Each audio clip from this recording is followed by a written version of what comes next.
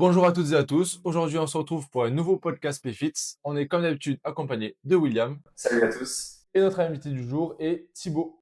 Thibaut qui est Bonjour. chiropracteur. Je te laisse te présenter ton parcours, etc., ton rapport au sport. Ok. Du coup, je m'appelle Thibaut, je suis de Perpignan. Mon parcours, j'ai choisi la chiropraxie parce que je voulais faire quelque chose de manuel, on va dire, qui avait un rapport avec la santé. Voilà, je m'étais un peu plus dirigé du côté kinésithérapie au début. Ouais, Mais pour autant, j'ai bien vu que le PACES, c'était pas forcément fait pour moi et que, voilà, niveau lycée, bon, j'ai un petit peu galéré, donc c'était un peu plus compliqué à ce niveau-là. Donc, je m'étais un peu plus redirigé vers des écoles d'ostéopathie, un peu plus abordables en termes en France ou en de Espagne? parcours. Plutôt en France. Et Ok. du coup, c'est à ce moment-là, je savais pas trop ce que je voulais faire en terminale, si ce n'est, voilà, ce côté un peu thérapie manuelle. Et donc, je cherchais des écoles d'ostéo dans la région, pas trop loin de Perpignan, tout ce qui était Narbonne, Béziers, Montpellier, Toulouse, tout Ouais. ça. Et c'est en cherchant une école que je suis tombé sur la chiropraxie. Voilà, je connaissais pas du tout.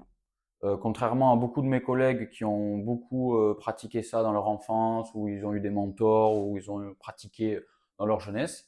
Moi, pas du tout. Je suis tombé sur ça, sur la chiro, sur Internet. Ok. Et donc j'ai fait les portes ouvertes, j'ai direct accroché.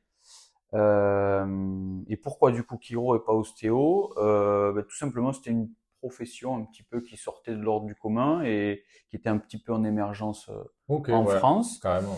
avec des principes différents qu'on abordera un peu plus tard. Mais voilà, je me suis dirigé sur ça. Super. Et ton rapport au sport, du coup, un peu dans ta vie au quotidien? Sportif de base. Après, bon, qu'est-ce qu'un sportif? Je sais pas trop, mais ouais, depuis 4 ans, j'ai commencé avec le judo, j'ai fait du foot. Pour la petite anecdote, on a fait du rugby ensemble avec Lucas. C'est vrai. Ouais, de tout, du volley, de la natation. J'ai fait beaucoup de sport jeune. Pas au niveau, simplement les Un peu copains, touche à voilà. tout. Exactement. Très curieux. Peu de tous les sports, franchement. Sauf de l'athlétisme. Bon, au début, j'étais pas trop un coureur, mais aujourd'hui un peu Maintenant, plus. oui, tu l'es devenu. Voilà. Mais ouais, le sport prend de plus en plus de place dans ma vie parce que forcément, on prend conscience de certaines choses. On sait que maintenant, bouger, c'est la vie. Et un peu plus dans la profession que je pratique Ouais. actuellement, c'est la base de tout, un petit peu, le mouvement. Donc, voilà. Ok. Et c'est quoi, du coup, qui t'a amené à rejoindre un petit peu PFIT? Comment t'es tombé un petit peu sur la salle? Qui t'a amené à... Mais PFIT, pareil, je connaissais pas du tout. Et un jour, un copain m'a dit, viens avec moi, on va découvrir. C'était qui déjà? C'était Thomas, Thomas Moulinet. Ah oui, putain, ouais. Ouais. Bon, ça, c'est un Big ami up. d'enfance. Ouais, big up à Thomas. Et du coup, il est venu. On a fait. Moi, je connaissais pas trop le CrossFit parce que c'est vrai que bon, tout ce qui est musculation, j'avais jamais trop pratiqué. Haltérophilie, pas du tout. CrossFit, pas du tout. Et vu que c'était un petit peu émergent, bon, ça faisait un petit peu de temps que c'était quand même en Ouais. place. Mais pour moi, c'était assez nouveau parce que j'avais pas trop Ouais, quand t'es pas dans le touché milieu, à t'en ça. entends pas forcément parler. Donc je me suis branché PFIT et pas déçu. Ça veut la preuve, ça fait depuis mai 2025 si je me trompe pas. Ça va faire un an? Ouais, ça va bientôt faire un an et j'adhère.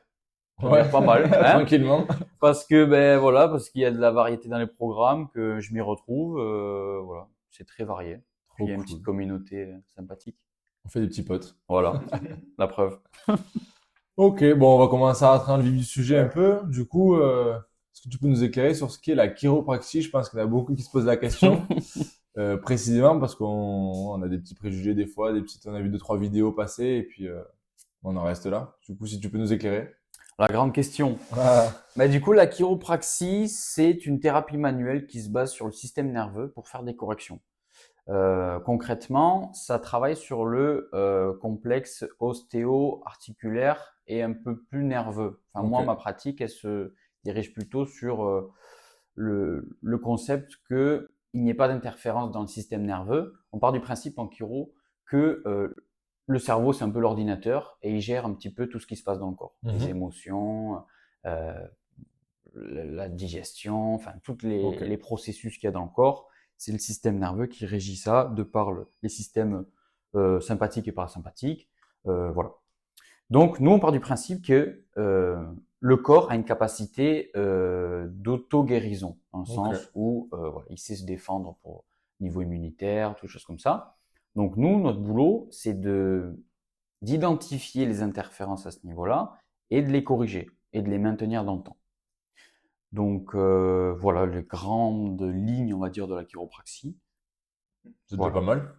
Ouais. C'est déjà sympa. Est-ce que peut-être t'as abordé les sujets système nerveux sympathique, parasympathique? Mhm. Est-ce que tu pourrais détailler un peu parce que je pense que tout le monde ne connaît pas Ouais. forcément un peu grossièrement, hein, ça rentre dans le détail. Ben, en fait, le système nerveux central, déjà pour commencer, c'est le cerveau et la moelle épinière. La moelle épinière, c'est ce qu'on a dans la colonne vertébrale qui va donner toute l'émergence des nerfs qui vont donner donc le système nerveux périphérique. Et donc, dans ce système-là, on a des sous-systèmes sympathiques et parasympathiques qui sont inhibiteurs ou excitateurs de l'état du corps. Ok. Voilà, c'est des, Donc, en des gros, états qui de allume ou stress. qui éteigne un peu. Exactement. Exactement. Voilà. Bon, la chiropraxie, pour un petit point histoire, elle est née aux États-Unis, Mhm. comme l'ostéopathie, à peu près à la même période. C'était la chiro, c'est en 1895, donc fin du 19e siècle. Mais c'est pas quelqu'un qui s'est réveillé un jour et qui s'est dit bon, je vais créer un truc. Ça se base quand même sur des principes qui sont vieux comme le monde. C'est le fait que la colonne ait besoin de bouger, qui fait voilà que quand une interférence nerveuse fait qu'il y a un problème qui en découle. Ok. Voilà. Et ensuite, lui, enfin, celui qui a été le fondateur, on va dire, qui a mis un terme sur la pratique, il a développé tout ça et créé, on va dire, des systèmes, des protocoles Ouais. pour pouvoir analyser certaines Ouais, pathologies. encadrer un peu la profession, enfin la pratique en tout cas. Exactement. Ok, et ça se passe comment une séance de chiropraxie dans le déroulé? Imaginons, je sais pas, moi, c'est ma première séance, je viens avec toi. Comment ça se déroule un petit peu? Mhm. Ben, c'est très simple. Le patient, souvent, il prend rendez-vous parce qu'il a une douleur. Très souvent, le symptôme majeur, c'est douleur. Après, les motifs de consultation sont très divers et variés. Ça peut être de la douleur, de la prévention, de la performance. Ça peut être plein de choses. Et pour autant, le jour J d'une consultation, c'est, bon, bien évidemment, l'accueil du patient, une anamnèse. Donc, on pose des questions sur les antécédents, l'historique de la douleur. Moi, j'aime bien un petit peu creuser la vie de la personne, ses habitudes de vie, Mhm. voilà, avoir tous les éléments pour essayer de comprendre le vrai problème, savoir aussi où elle en est dans son parcours de soins, si ça fait 20 fois qu'elle a vu quelqu'un ou si elle découvre un petit peu le système de santé. Mhm. De là en découle, je lui explique un petit peu la chiropraxie parce que bien évidemment, elle n'est pas très connue, surtout dans la région. Donc, je lui explique un petit peu les grandes lignes, les principes, ma pratique. Et à partir de là, on installe une alliance thérapeutique. Ensuite, on passe sur un examen clinique où on va venir faire des tests. Ok. Moi, je bosse beaucoup en test musculaire, test un petit peu nerveux pour voir si tout est bien connecté, des tests orthopédiques, tout ça. Et ensuite, suite à ça, je donne un premier diagnostic de où est-ce que il y a un problème, si c'est une compensation, si c'est Ouais. un muscle inhibé, tout ça. Ça, c'est divers et varié, toujours en fonction du cas. Forcément, ouais. Et ensuite, on propose un plan de traitement ensemble, pareil, alliance thérapeutique. On voit si le patient est en accord avec ce que je propose et s'il est prêt aussi à s'investir, comme On va on travailler en dessus. Ouais. discutait tout à l'heure, sur ce plan de traitement. Et voilà, on propose du traitement. Et ensuite, moi, ce que j'aime bien, c'est pour être dans la continuité de mon traitement, proposer des exercices à la maison, des habitudes de vie. Ouais. Voilà, et après, Ouais, souvent, il y a un plan de traitement. ouais, voilà. Et après, souvent, il y a un plan de traitement mis en place pour vraiment consolider le traitement. Ok. Voilà. Et enfin, est-ce que tu pourrais expliquer c'est quoi la différence avec un kiné, par exemple, ou un ostéo et la chiropraxie? En général, c'est trois professions qu'on peut des fois confondre un Ouais. peu si on n'est pas trop dedans. Comme je disais au tout début, moi, j'ai souvent hésité entre les trois. Donc, je me suis un peu renseigné sur les trois, même si, voilà, je connais beaucoup plus la chiro aujourd'hui parce que je la pratique et je suis dedans. Ouais. Mais la chiropraxie se détache du truc dans le sens, enfin se démarque dans le sens où nous on bosse plus sur le système nerveux, mais on prend le corps dans sa globalité. Donc, on révise un petit peu tous les systèmes. De ce que je sais, l'ostéopathie travaille plus sur l'aspect crânien et viscéral. Ok. En fait, c'est des philosophies et des approches différentes et surtout des techniques différentes. Par exemple, nous, on a beaucoup d'influence des États-Unis. Donc, c'est des techniques qui ont été développées là-bas, amenées en Europe, amenées en France. Voilà. Et les kinés, j'en ai pratiqué un petit peu aussi jeune. Je me suis pas trop penché sur vraiment la pratique qu'ils ont, mais pour moi, enfin, c'est une profession qui est plus dans la réhabilitation post-opératoire ou Ouais. rééducation. Voilà. Ok. Après, en termes de législation, c'est différent. En termes de formation, c'est différent. Forcément, ouais. Voilà. Donc, il y a quand même un diplôme Ouais, chiropracteur et un diplôme kiné et un diplôme ostéo qui sont exactement. totalement différents. Et Exactement. c'est sur combien de temps, du coup, ce diplôme de chiro? Alors, du coup, la formation de chiro en France, il y a une école, dont deux campus, un à Toulouse et un à Ivry, à côté de Paris.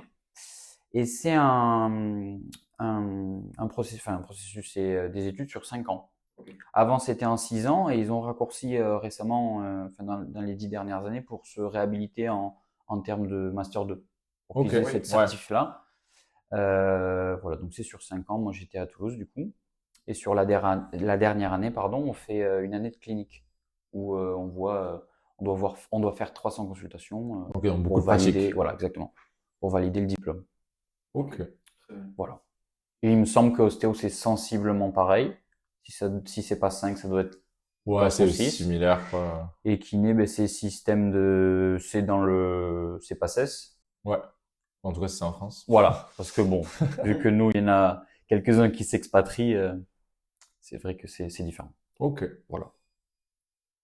Une question qui peut revenir souvent, je pense, pour ceux qui ont vu de loin un peu la chiropraxie, l'ostéo. Pourquoi on craque les articulations? Est-ce que c'est nécessaire de dégrossir un peu ce sujet? Ah oui. Faites attention à ce que vous voyez sur Internet, surtout. Le crack, c'est pas censé être douloureux. Ouais. C'est tout à fait naturel. Si vous voulez, une articulation, c'est une membrane synoviale avec un liquide synovial. Le liquide synovial, c'est un peu Le lubrifiant. exactement, merci, le lubrifiant de l'articulation pour donner un peu de la nutrition, Ouais. tout ce qu'il faut pour que ça bouge. Et le crack, c'est simplement une cavitation qu'on appelle qui se met en place lorsque deux surfaces articulaires s'éloignent.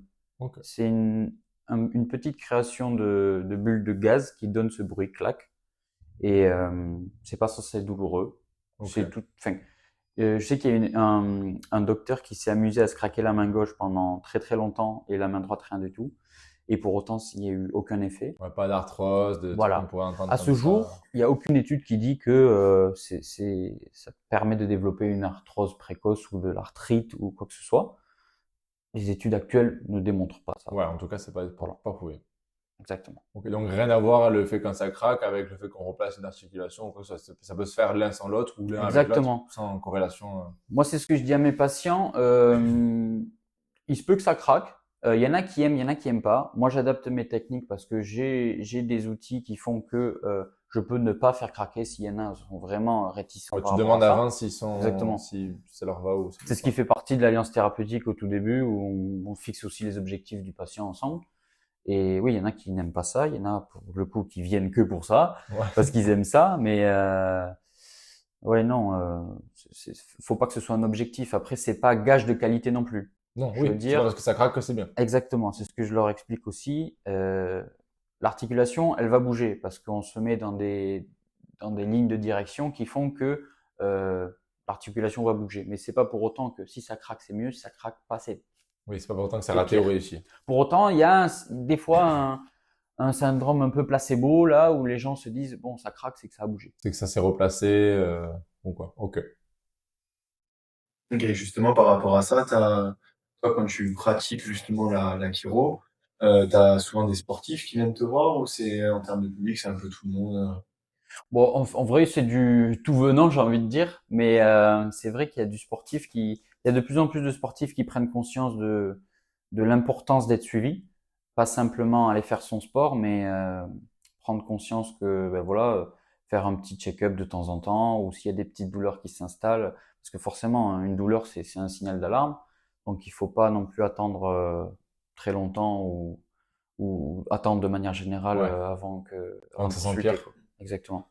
Mais oui, il y a du sportif, de tout, il y a du crossfitter. Bon, moi je vois beaucoup de personnes qui courent du Ah, coup. ce que j'allais te demander, si tu Ouais. avais un sport un peu qui revenait plus. Ben, surtout ceux qui courent. Bon, là, il y a un petit peu la mode du trail depuis quelques années, donc beaucoup de trailers. Euh, du crossfitter, ça m'arrive. Pardon. Du crossfitter, ça m'arrive, mais c'est pas le gros de ma patientèle. Ok. Voilà. Et est-ce que tu penses ou estimes que la chiropraxie peut améliorer une performance quelconque dans un sport, ou c'est plutôt vraiment du soin quand il y a une blessure rétablir, mais est-ce que ça peut augmenter une performance de quelconque façon? Oui, oui, parce que comme je disais en intro, on bosse sur le système nerveux, donc on bosse sur l'inhibition et des muscles, tout ça. Je veux dire, sur un mouvement typique du CrossFit, je veux dire, sur un clean ou un truc, quelque chose comme ça, Ouais. il faut qu'il y ait une bonne activation, une bonne coordination, et ça demande de la concentration et une bonne innervation de tous les systèmes. Ok. Donc c'est là où on va venir jouer. C'est souvent du calibrage. On va pas reset une personne, mais un muscle qui s'active moins à gauche, Ok. un temps de retard sur la droite, un truc comme ça. On arrive à moduler ce genre de contraction musculaire pour qu'il puisse avoir des mouvements plus fluides et plus performants. Donc, hyper intéressant parce que c'est vrai qu'on le voit souvent ça, la salle, je sais pas si tu vois, sur des snatchs ou sur des développés couchés, un bras qui pousse beaucoup plus que l'autre et les gens Mhm. disent je comprends pas, même des fois ils sont droitiers par exemple et c'est la main droite qui a du mal à pousser ou à tirer et donc C'est ça. ça peut venir juste d'une inhibition que le corps Mhm. a mis en place tout seul. Ou des compensations de posture, très souvent c'est ça aussi. Comme tu dis, un bras qui pousse plus que l'autre, ça peut être même une habitude de respiration, quelque chose comme ça qui vient un peu entraver le bon fonctionnement de tous les plans de glissement du mouvement, quoi. Ok. Et justement, par rapport au, là, tu me disais que tu as beaucoup du coup, de coureurs et tout qui viennent te voir. C'est plus de la, donc tu me disais de la prévention. Est-ce que du coup, des clients que tu as eu, peut-être ils sont venus te voir pour une douleur, Mhm. après ils continuent de venir te voir pour de la prévention, ou principalement ils reviennent uniquement que quand ils ont de la douleur? Et moi, j'essaye de pas tomber dans ça, de pas tomber dans la symptomatologie, de pas, en fait, j'ai un bobo, je vais chez le chiro. J'essaye de leur expliquer que oui, je suis là pour soulager leur douleur, mais je suis aussi là pour que ça tienne dans le temps. Ouais. Parce que très souvent, j'ai des patients qui viennent me voir, me dire, bon voilà, je suis allé voir un tel, il m'a réglé mon problème, et une semaine après, c'est revenu. Ok, ouais, donc pas Bon, durable. là, on se pose des questions sur est-ce qu'il a vraiment traité la vraie cause du problème et pas seulement la conséquence qui a fait que du coup c'est revenu. Ouais. Euh, dans un premier temps, on va bosser sur la symptomatologie parce que c'est là aussi où le patient voit qu'il y a des bienfaits. Mais pour autant, moi, j'axe plus mon plan de traitement sur la longévité, on va dire, du patient sans douleur. Donc, ils viennent, ceux qui ont compris ce concept-là, ils viennent en prévention. Ok, Ok. ouais. Donc c'est aussi utile pour la plupart de revenir même sans Mhm. douleur, toujours bien faire un petit point. Ouais, ouais. Un petit check-up, 2 à 3 fois dans l'année, histoire de voir, après, selon les objectifs et les courses aussi des gens, parce que des fois, il y en a qui préparent des grosses courses, il y en a qui pendant un an, ils vont se dire, bon, on se la joue Ouais. un peu plus calme et ils font pas grand-chose. Ça dépend des objectifs et Ok. des échéances. Voilà. Et on a parlé des sports que tu as le plus, donc tu as dit la course à pied avec le travail en studio en ce moment. Est-ce que tu as une pathologie qui revient, enfin, ou en tout cas une symptomatologie qui revient plus que les autres et que as plus l'habitude de traiter Ouais. ou... Ben beaucoup, enfin, on reste dans le coureur, hein, on reste dans le coureur, et c'est surtout le syndrome de l'essuie-glace, pardon. Donc la bandelette îliotibiale, beaucoup de ça, ouais, très très fréquent. Est-ce que tu peux vite fait expliquer ce que Ouais. c'est le syndrome de l'essuie-glace Alors c'est le TFL, donc le tenseur fascial lata, donc c'est un muscle sur le bord latéral de la cuisse qui vient du coup s'insérer sur une bandelette au niveau du genou et ça crée un frottement le sur le bord externe du genou et c'est souvent la pathologie du trailer dans le sens où quand il y a du dénivelé, surtout des montées et des descentes, c'est là où en fait il y a beaucoup de tension qui vient se mettre et de compression à ce niveau-là, de frottement surtout. Ouais. Et en plus, selon les charges, selon si quelqu'un descend, on va dire, déroule le pas dans la descente, ça peut être très vite compliqué. C'est des douleurs surtout qui viennent souvent post-effort. Ok. Par exemple, vous arrêtez de courir, après vous avez du mal à marcher, ça commence à être chaud, un peu type inflammatoire D'accord. sur le bord externe du genou. Voilà. Ça, c'est le gros du gros Ok. des trailers. Et est-ce qu'après, tu as des signes d'alerte à pas ignorer en général, des choses où les gens se disent ça va passer, et toi, de par l'expérience, tu sais que peut-être va consulter quelqu'un, que ce soit un chiro ou autre chose, mais Mhm. peut-être va consulter. Ouais, ben, le plus important pour moi, c'est de pas négliger le renfort. Parce Ok. qu'on voit souvent les gens courir, courir, courir, ou que ce soit pour un autre sport, Ouais, bien hein, sûr. que ce soit pour le CrossFit, peu importe. Je trouve que les gens négligent beaucoup le renfort et qu'il faudrait un peu le mettre sur le devant de la scène, parce que c'est un peu lui qui prévient tout ça et qui est gage de performance aussi, pour avoir Carrément. De de meilleurs résultats et avoir un corps sain. Voilà. toute façon, on ne dit jamais quelqu'un qui est pas blessé, c'est celui qui a le plus progressé, hein, par rapport à quelqu'un qui monte Mhm. en flèche, mais qui tous les 2 mois, il doit s'arrêter 3 semaines. C'est ça. Ça, on entend beaucoup chez les coureurs. Il y a beaucoup de coureurs qui viennent, des fois, ils viennent ici à la salle où Ouais. ils disent, ah non, mais moi, je vais pas faire, les forces Lyon, les cours de Ouais, muscu ouais. parce que, je vais prendre du poids, je vais prendre de la masse. Et Ouais, pour la course, ça va pas du tout m'aller. Alors que, justement, fais quelques squats, bouge un petit carrément. peu la barre, tes muscles vont se développer, tu vas prendre peut-être 1 kilo, c'est pas 1 kilo Et qui est ta encore, course, ouais. et encore. Faut que l'alimentation suive, qu'il y Voilà, ait c'est plein de ça. facteurs encore aussi. Mais, c'est pas ça qui va changer ta course. Par contre, pour tes Ouais. muscles, pour tes articulations, ça joue Ouais, énormément. moi, je le vois beaucoup avec Jérém, je sais pas si tu vois, qui vient à la salle. Le matin, non? Ouais, plutôt le midi, il lui fait une diagonale des fous, enfin, Mhm. ça court bien, quoi. Il m'a dit, depuis que je viens faire du renfort, Jour et la nuit. mais tellement plus à l'aise, tu vois, dans les montées, Mhm. dans les descentes, beaucoup moins de douleur. Alors, il a pas des perfs qui sont envolés depuis, mais juste, il est Plus à plus l'aise. régulier, Ouais, et puis la il peut sensation. plus enchaîner les entraînements, donc forcément, ben, le reste va faire son boulot, Mhm. quoi. La Puis continuité. t'appréhendes pas le retour d'une symptomatologie, parce que C'est souvent les ça. gens ils y retournent, ils se disent ah, tiens, est-ce que ça va me faire mal, et psychologiquement c'est plus compliqué. Ouais. Mais là où il faut être vraiment alerte, c'est le volume d'entraînement. S'il commence à être plus intense ou plus volumineux, là le corps il a une capacité de il peut encaisser les chocs, mais bon, faut qu'il soit préparé, quoi. Ouais, Et si on change forcément. un petit peu sa routine et son volume, Ça en fait ça va encore un coincer à un plus. moment. Ok. Ouais, là, c'est du coaching, c'est vraiment ça. Ah, c'est vous là. C'est vous les gars. Et à part le manque de renfort ou autre, t'as d'autres erreurs que d'autres sportifs font, que ce soit, je sais pas, sommeil, alimentation. Ah bah Quand ouais, quand tu ouais. creuses avec les gens, tu parlais beaucoup de ça. Ouais, les gens ne prennent pas assez conscience, je trouve, du sommeil, à quel point c'est très très important dans la récupération, que ce soit fibreux, musculaire, tendineux, tout ça, ne prennent vraiment pas tellement attention à ça et négligent un peu, même l'hydratation aussi. Les gens me disent, ouais, c'est bon, je bois 1 litre. Et Ouais, quand moi le on premier. regarde les recommandations, on en est loin. Quand on voit ce que recommande l'OMS, Un bon, peu sur 2 litres 5, là, ouais. c'est... Puis après, c'est en fonction du poids de corps, c'est en fonction si tu transpires beaucoup, Ouais. si ce que tu fais dans la journée, parce que si quelqu'un qui fait du sport 2 fois par jour, et quelqu'un qui est dans un bureau toute la journée, Mais ils c'est ont pas pas les les mêmes mêmes apports besoins, hein, hydriques. c'est sûr. Donc ouais, l'hydratation, sommeil, bon après l'alimentation, ça les sportifs ils font de plus en plus attention, je trouve, à l'alimentation Ouais. de nos jours. Bon enfin, après avec les réseaux, Ouais, on le voit il y a beaucoup, des petites les recettes. gels d'apport glucidique Ouais. pendant l'effort, machin, c'est vrai qu'on en entend de plus en plus parler, quand même. Et au niveau de ta clientèle, parce que là, on parle beaucoup sportif, Mhm. etc. Tu dirais le pourcentage peut-être sportif et non sportif. Tu arriverais à le situer comment à peu près, enfin, Moi je dirais du 60-40. Hein. Ah, quand même, c'est... 60 Ouais, 60 sportif. sportifs, ouais. Après, vu que ben, moi, je suis aussi dans le club, enfin, je suis dans un club de sport, ben, déjà ici, à Perpignan aussi, dans un club de running. Euh, Forcément, j'en parle autour de moi. Forcément, des gens se posent des questions sur, tiens, est-ce que ça pourrait être bénéfique pour Ouais. moi? Donc, les gens viennent et les gens sont curieux. Et c'est ça qui est sympa. Et ouais, non, les sportifs se prennent conscience de plus en plus. C'est cool.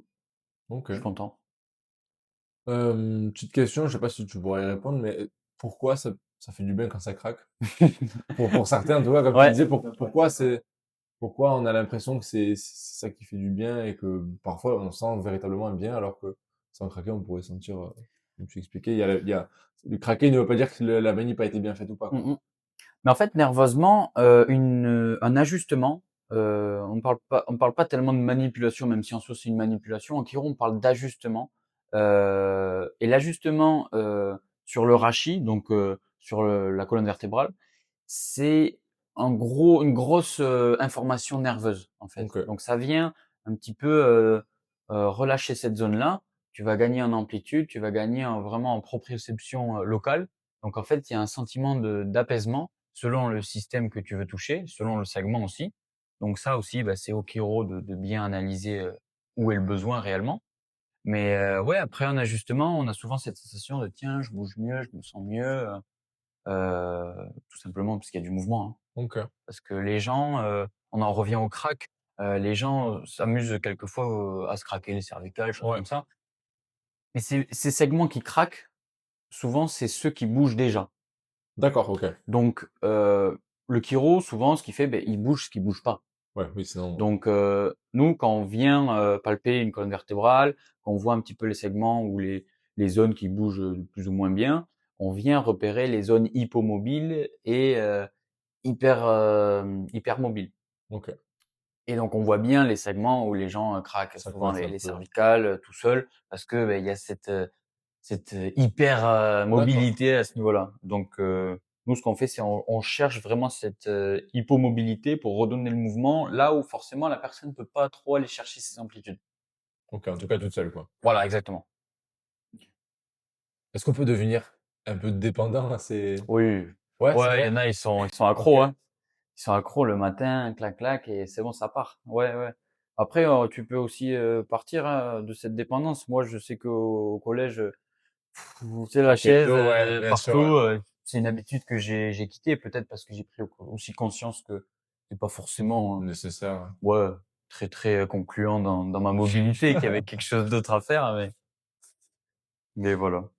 Mais une dépendance, mais on peut en sortir. Ton rapport au corps, il a changé du coup depuis que tu as pratiqué un peu Ouais. la chiro, depuis ton étude. Ouais, bah après, moi je voulais faire de la thérapie manuelle, mais c'est vrai que le fait d'être curieux aussi, de savoir comment le corps il bouge, même Ouais, de clairement. savoir comment son corps est fait, moi ça me plaisait bien de découvrir tout ça. Et du coup, oui, tu vois un petit peu comment ton corps est fait, les structures, les amplitudes de mouvement, comment ça doit bouger, comment ça ne doit pas bouger, les amplitudes qui sont plus dangereuses ou du moins susceptibles de mal se passer si jamais. Donc ouais, ouais, mon rapport au corps, il a changé, ouais. Trop cool. Si tu devais donner 3 conseils à des pratiquants, allez, pour ce qui nous concerne, on va dire CrossFit Aerox, Pour les gens de la 3 conseils de vie quotidien qui pourraient, en tout cas, entretenir leur corps assez facilement. Mhm. Euh, je sais pas si t'as des trucs qui te viennent en tête. Les positions de sommeil déjà. Ok. Les gens qui dorment sur le ventre, C'est non. il va falloir Ok. leur Tu taper les nerfs. j'ai un peu tout. Moi, je tourne, mais j'avoue que sur le ventre, je suis pas mal quand même. C'est Ce pour qu'il y ça a, que je c'est suis nul au snatch. ouais, c'est exactement.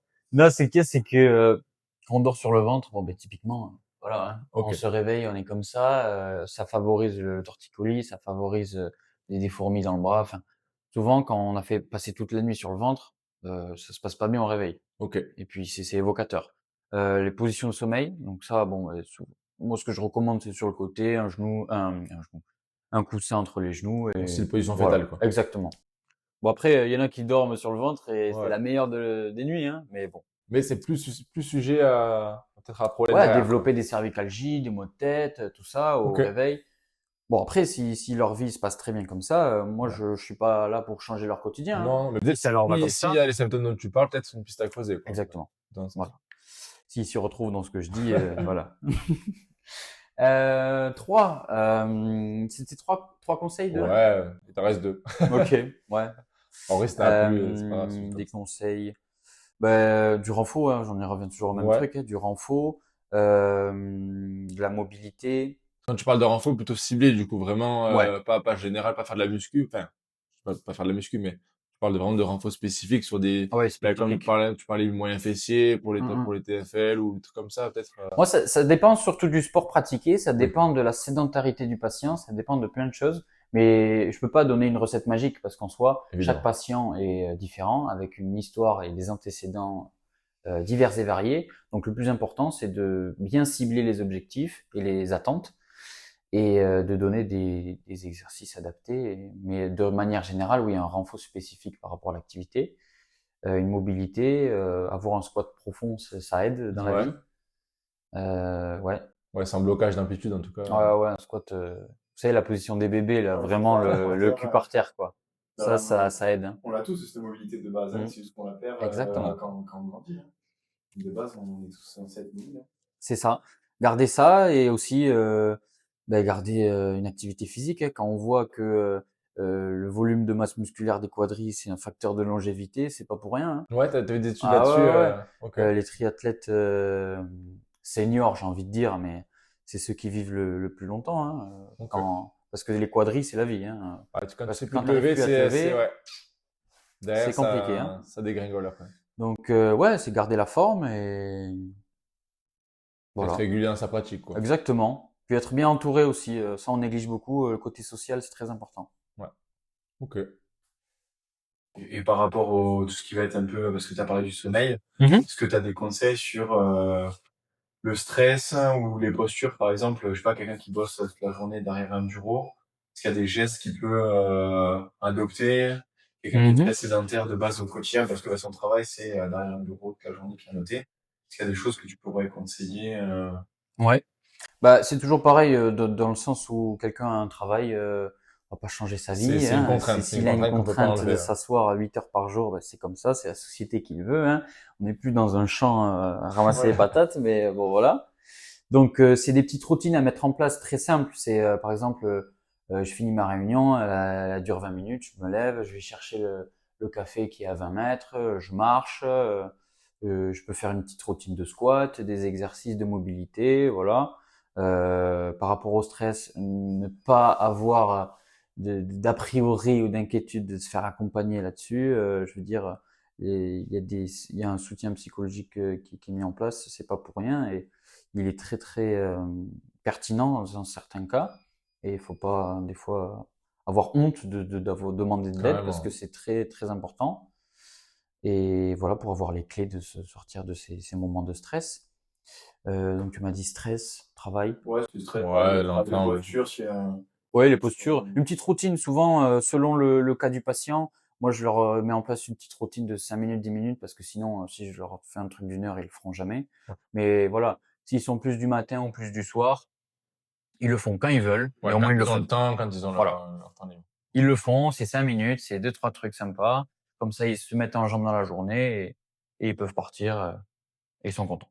Est-ce que, c'est peut-être qu'on va dire comme ça, mais quelqu'un qui a une grosse dose de stress dans son quotidien, tu vas plus le ressentir toi en consulte. Et est-ce que tu peux avoir un effet dessus? Mm. Ou c'est un peu comment on dit? Idéalisé. Idéaliste, ouais, Ah. de penser ça? Quelqu'un qui a beaucoup de stress, après c'est souvent, ça diffère selon les caractères, beaucoup. Mais quelqu'un qui a beaucoup de stress, c'est quelqu'un qui va avoir énormément de mal à se relâcher. Ok, donc Par beaucoup de exemple, en tension. consultation, c'est quelqu'un qui va appréhender le mouvement. C'est quelqu'un qui va pas naturellement laisser son coup au praticien qu'il vient de rencontrer.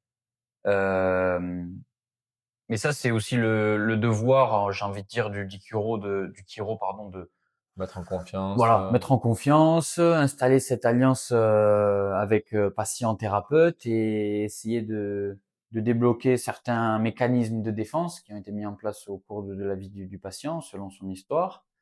Voilà, de par des techniques, de par des questions, hein, parce que des fois, souvent, se sentir écouté aussi, Carrément. ça aide énormément. Ok, et toi, du coup, tu peux agir, parce qu'on parlait Ouais. de, t'agis sur les nerfs, le système nerveux, est-ce que c'est quand même lié Ouais, au parce que stress? Est-ce que tu peux ouais, arriver bah, à carrément ce relâcher que je ça? disais du sympathique et du parasympathique, il y a des systèmes qui sont là pour exciter un peu le corps dans des moments de stress primitifs un peu, et il y en a d'autres où c'est un peu pour Ok. calmer, relaxer. C'est selon le segment et selon ce qu'on veut atteindre quoi. Ok.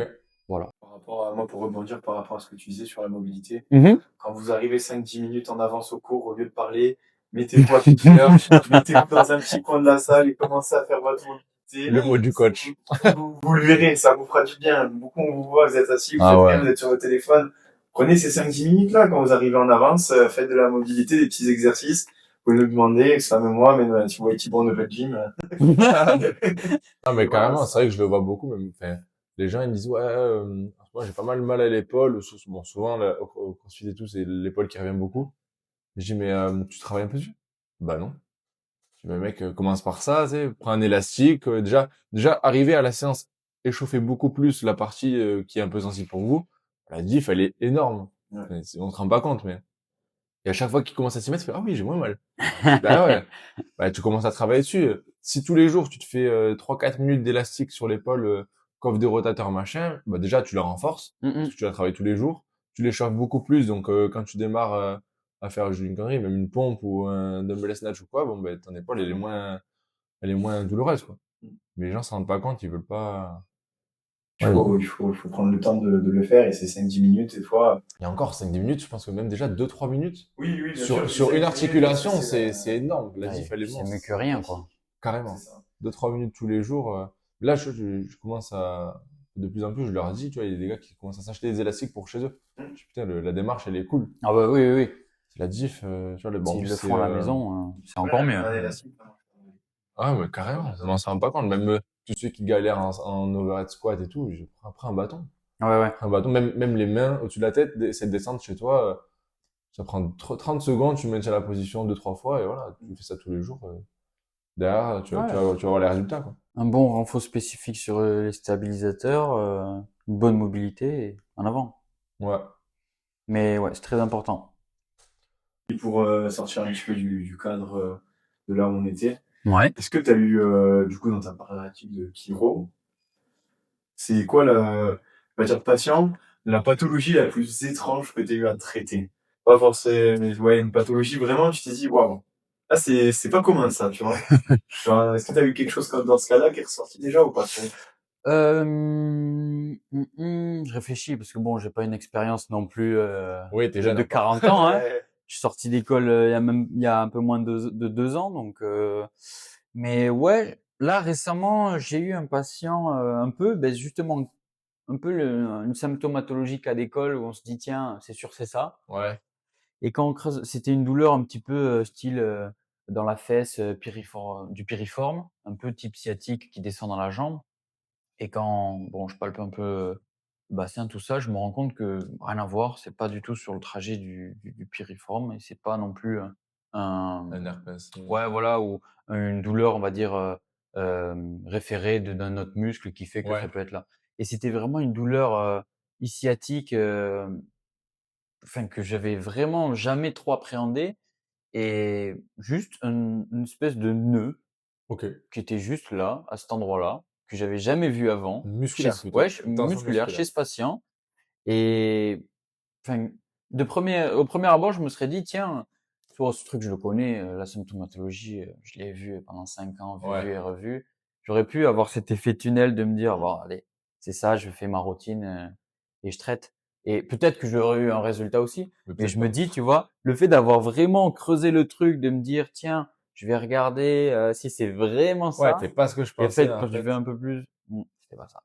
Est-ce que du coup, ça t'a mis un rappel un peu à toi Ah de ouais, te dire, ben, faut vraiment que je recreuse un peu ah tout. ouais, ouais. Ouais. Parce que des fois, c'est vrai que n'importe qui, donc en plein métier tous les jours, comme tu dis, on tunnel un peu les choses, on se Ouais. dit, bon, ben, ça, ok, bam, tel truc, je truc.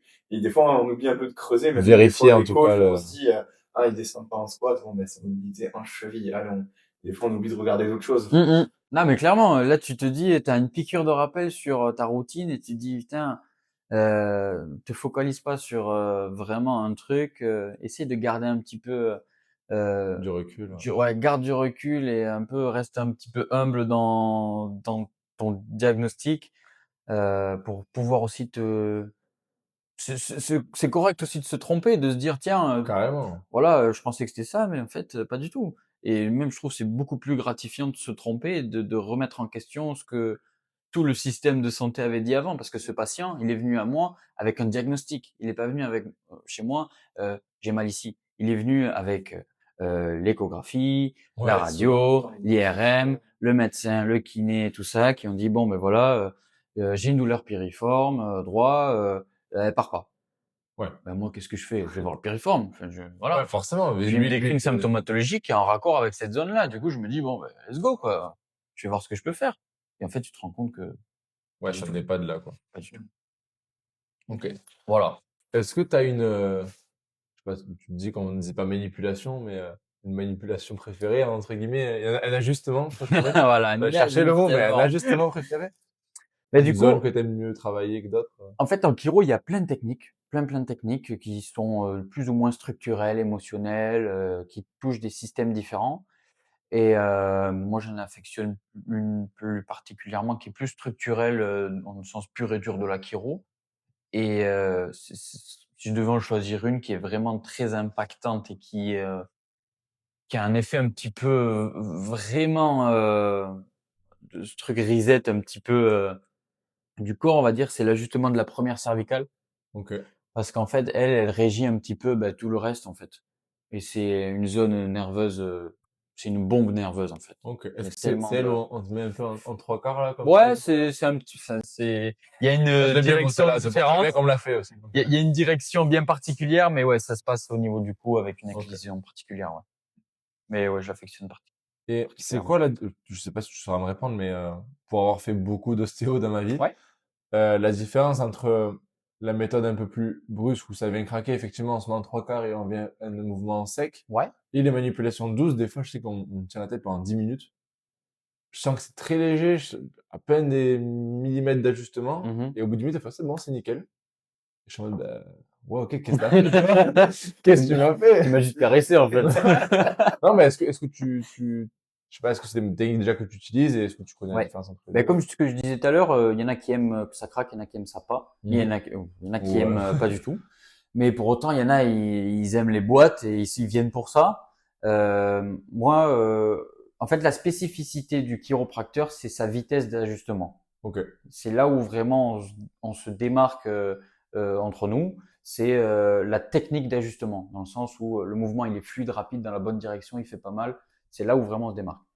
Donc moi j'aime bien ça, et justement cet ajustement de la première cervicale, il faut aller très vite, parce que D'accord. c'est là où en fait la vitesse fait que on va avoir un bon impact et une bonne stimulation de toute la zone nerveuse ici. D'accord.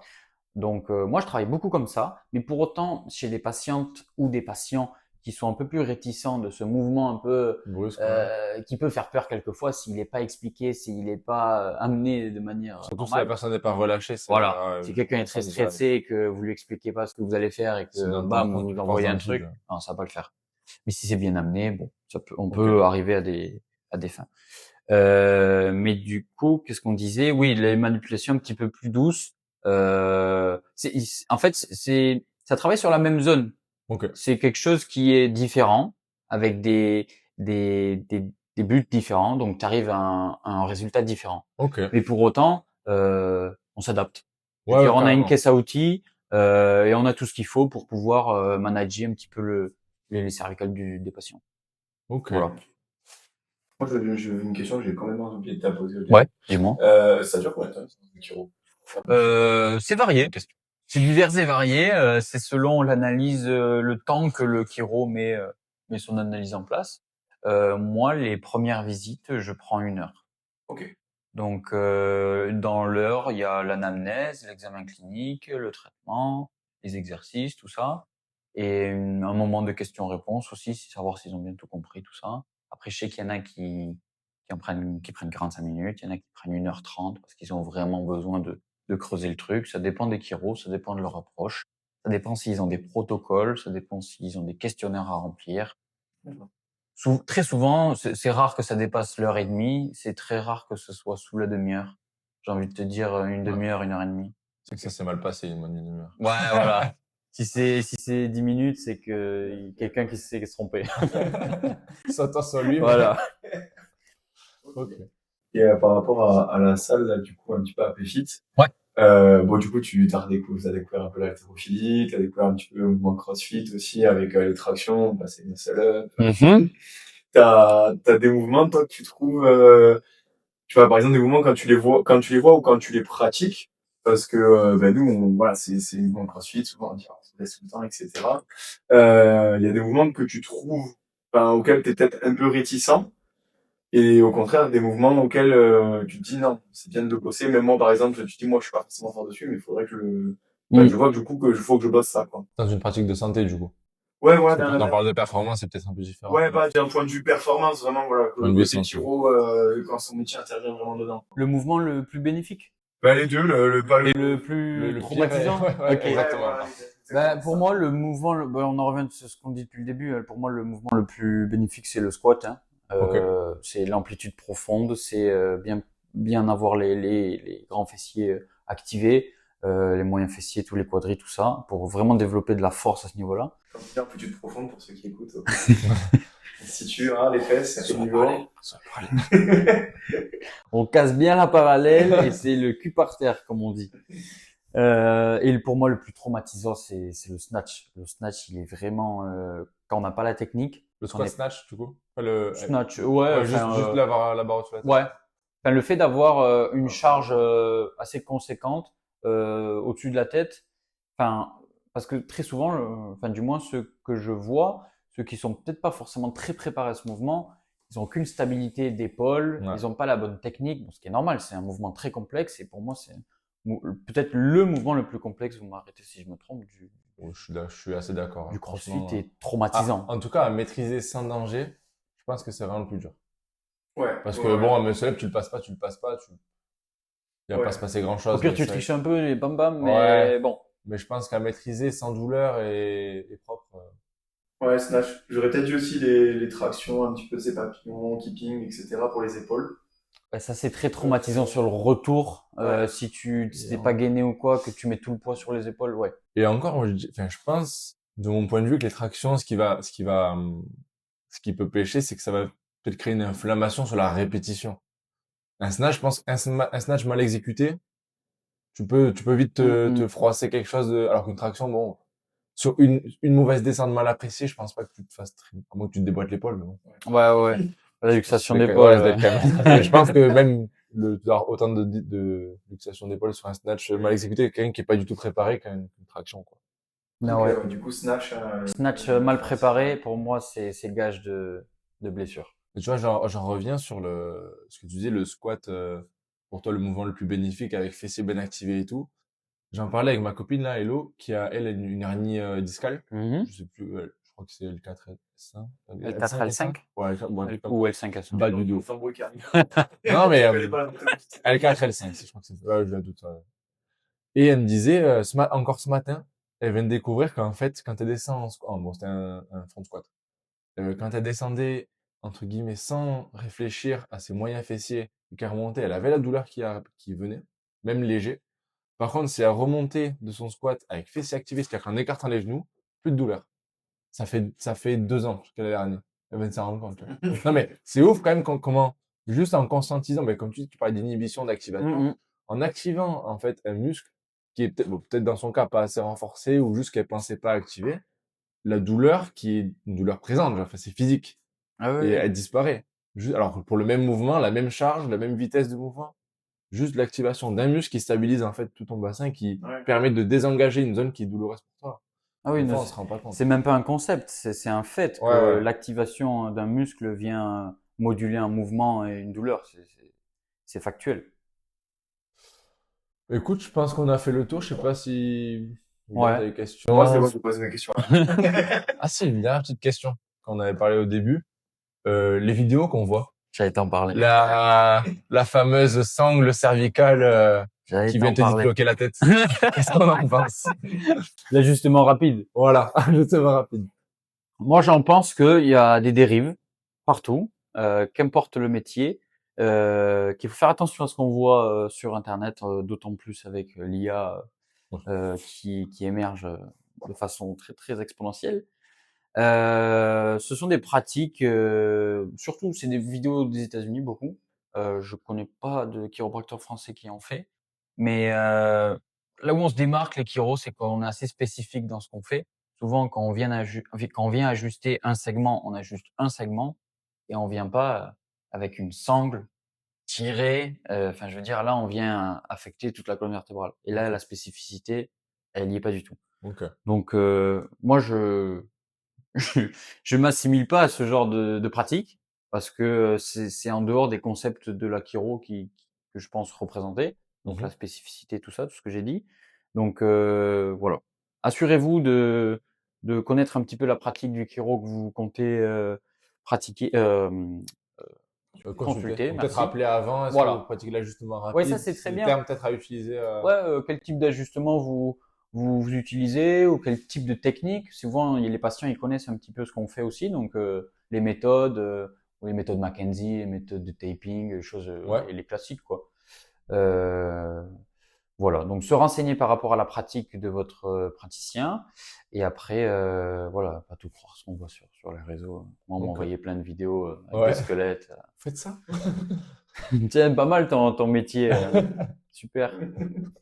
Et justement, tiens, du coup, parce qu'on allait finir, mais tu m'as déclenché une question Mhm. de spécificité. Ouais. Est-ce que il y a des, alors sûrement que ça doit exister, mais est-ce que les chiro, vous avez des spécialisations un peu à la manière, par exemple, tu as des kinés, tu as kiné du sport, kiné viscéral, ce genre de choses. Est-ce que vous, les chiro, donc c'est, je sais pas, un tronc commun, vous sortez, vous êtes des chiropracteurs, c'est ça, chiropracteur, ouais. Chiropracteur. Voilà, donc tu sors tes chiropracteurs. Et est-ce que après c'est des formations privées qui font que vous développez des compétences en plus, Mhm. ou alors dès votre cursus scolaire, dedans vous avez spécialisation pour ci, pour ça? Alors, sur les 5 ans, on a un tronc commun. Ensuite, il y a des collègues à moi qui ont fait des diplômes universitaires, par exemple de la prise en charge du sportif et de la prévention du sportif. Il y en a qui font de la micronutrition. Il y en a qui font des séminaires spécialisés en pédiatrie, dans la prise en charge aussi de la performance vraiment du sportif de haut niveau. Il y a plein de choses, mais on sort avec un tronc commun. On sort avec un tronc Ok. commun. Au bout des 5 ans, on a tous eu la même formation. Mais pour autant, quand on sort, libre à nous de faire du séminaire à droite à gauche Donc plutôt pour, des DU à passer voilà, ensuite. pour se spécialiser. Et après, nous, on a des séminaires chiro en interne dans notre petit réseau parce qu'on n'est pas très nombreux en France. On doit être 2000-2005, je pense. Ok. Euh, oui, on n'a pas parlé en intro des proportions des Ouais, c'est vrai que c'est par professions. rapport au kiné, je pense Mais que. ouais, je pense que les kinés, ils doivent taper la barre des 100 000 en France, ou 80, 10 fois moins, 100 000, quoi. je pense. Et les ostéos, une bonne trentaine ou quarantaine, je pense, Ok. en France en activité. Mais ouais, on a des petits séminaires très sympas entre chiro, souvent des intervenants à l'étranger qui viennent. J'en ai fait un pas plus tard qu'en février là à Toulouse. C'est une belle communauté. Ok. Voilà, donc on se spécialise là où on s'y retrouve finalement. Ouais, forcément, en fonction Voilà. des affinités du parcours de chacun. C'est ça. Et puis là où on veut vraiment se diriger, la patientèle qu'on préfère, parce que souvent, il y a des gens qui préfèrent travailler avec des bébés, il y en a qui préfèrent sortir, euh, enfin, travailler avec des sportifs, ça dépend. Ok. J'en profite pour poser une petite question perso. J'ai un exo que j'adore faire. Juste me suspendre. Ouais. Décompression de la colonne, ça me le fait, mais à chaque fois. Et moi, j'ai souvent une petite douleur à côté euh, derrière, juste au-dessus du genou Lombaire, droite. Non. crétiliaque, Ouais, crétillac, je crois. ouais. Et je sais que souvent, si je tourne en même temps, ça me décoince un peu cette zone. Fin. Je sais pas, est-ce que c'est un Ouais. exo que tu vois, que tu recommandes ou juste La ça peut être. décompression de la colonne. Ouais. Ouais, moi je Ou le c'est tous les recommande, jours. enfin, je dis pas que c'est quelque chose de mauvais, mais je le recommande pas pour autant. Ok. Il y en a qui le font parce que souvent les disques c'est un amortisseur, hein, donc souvent ils ont besoin d'être un peu relâchés et souvent se suspendre et bien tout relâcher, voilà, le fait de de la gravité, ça décomprime toute la zone. Après, si toi tu t'y retrouves dans cet exercice et que t'as pas de symptomatologie qui s'y déclenche, Ah ouais, non. Moi, ça me fait bien. Mais à chaque fois, hein, tous ouais, les ouais, jours, je pense tous les matins, mais je fais aucun mouvement, juste je me suspends. ouais. Et au bout de 3-4 secondes, ça décompresse direct. J'ai l'impression de gagner 3 centimètres. Tu J'ai peut-être grandis, un jour, hein. je fais 1m90. Continue. Ouais. Je vais Genre, faire pas espoir. ça, tu vois, je le fais Avec les bottes. avec les bottes, et je le fais pas en prévention, mais en après-séance. Ok. Souvent, quand j'ai Ouais. des soulevés de terre un peu lourds, Pareil. squat, etc. Ouais, quand t'as bien comprimé. Voilà, quand t'as bien comprimé, Ouais. je sais que direct, bon, j'attends un petit peu, évidemment, je mets 1 heure après ou quoi la séance, ou 30 minutes après la séance. je me suspends avec les bottes pour être vraiment tête à l'envers et suspendu. Et après, je m'enfile un bon litre d'eau pour hydrater. Ok. Ouais, mais c'est pertinent parce que le disque, c'est 90% d'eau. Il charge un max quand on recharge un max les barres. Donc, ouais, c'est pertinent de relâcher tout ça, c'est sûr. Ok. Nickel. Et par rapport aux dernières questions premières, Vas-y, on a le temps, on en profite. Il y en a des Je pense qu'on se dernières régale aussi questions. à écouter. Après, la dernière question, parce que du coup, c'est un truc que j'aime beaucoup des États-Unis, le Ouais. Canada sûrement aussi un petit Mhm. peu. Du coup, double question, est-ce que du coup, toi, ça t'intéresserait d'aller bosser dans ces pays-là ou d'aller faire des formations peut-être dans ces pays-là? Mhm. Et est-ce que justement, il y a peut-être tu te renseignes sur ce qui se passe actuellement dans justement ces pays-là qui sont en avance sur nous dans tous les domaines sportifs? Et par exemple, Lucas et moi, on se renseigne souvent sur les trucs, qu'est-ce qui se passe là-bas dans ces pays parce qu'ils ont 10 ans d'avance sur nous. Et toi, est-ce que de la même manière, tu te renseignes sur ça Ouais. côté, Ben, en fait, je reviens à mon parcours où j'ai choisi la chiro plutôt que l'ostéo. C'est parce que l'école qu'on fait en France, c'est un institut franco-européen. Donc, c'est un diplôme qui est reconnu à l'étranger, à l'international, dans D'accord. une quarantaine de pays. Ce qui se passe du coup aux États-Unis, au Canada, c'est vraiment la terre de la chiro. Donc là-bas, c'est top 3 de la profession médicale dans le pays. C'est vraiment beaucoup plus répandu, Plus beaucoup plus reconnu. banalisé, répandu, voilà. Du coup, j'ai un petit voyage aux États-Unis prévu en avril et Ok. on compte aller visiter un petit peu des cliniques avec un collègue pour vraiment, voilà, voir ce qui se fait là-bas aussi. On a fait un séminaire aussi en 2025 où il y a un Américain qui est venu présenter sa clinique, tout ça. Bon, c'était vraiment très très intéressant. Mais ouais, on se renseigne sur ce qui se fait à l'international. Moi, sortie d'école, je suis allé bosser un peu moins d'un an en Amérique du Sud.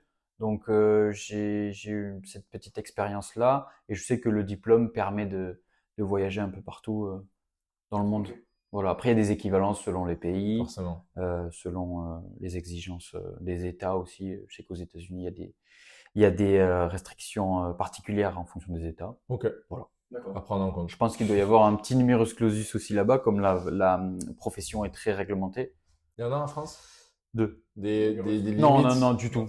Par promo, moi, en première année, on était une centaine, on est sorti à 60. En dernière année, je pense qu'il doit y avoir entre 100 et 150 chiro qui sortent par an, Ok. vu qu'il y Et a qu'une école. Il y a deux campus.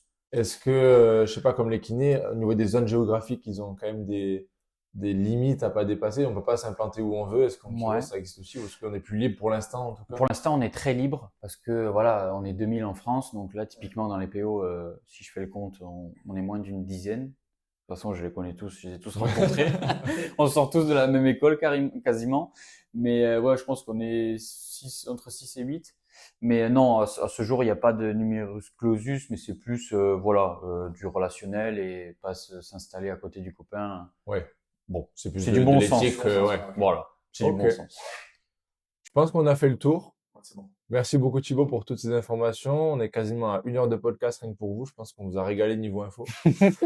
N'hésitez pas à regarder autour de vous si ça vous intéresse, s'il y a des chiropracteurs, si le podcast vous a donné envie d'aller consulter. N'oubliez pas de demander toutes les informations qu'a demandé Thibaut, le type de technique, etc.